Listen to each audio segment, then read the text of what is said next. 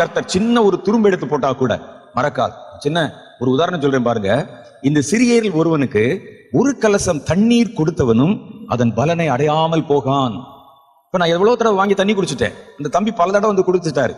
எத்தனை தடவை குடிச்சாருன்னு நீங்க அவர்கிட்ட கேட்டா அவருக்கும் தெரியாது. நீங்க எத்தனை தடவை வாங்கி குடிச்சீங்கன்னு கேட்டா எனக்கும் தெரியாது.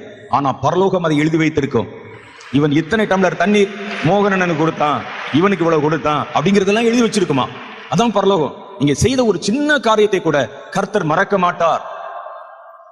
நம்முடைய கண்ணீர் துளி எவ்வளவு அது காணும்.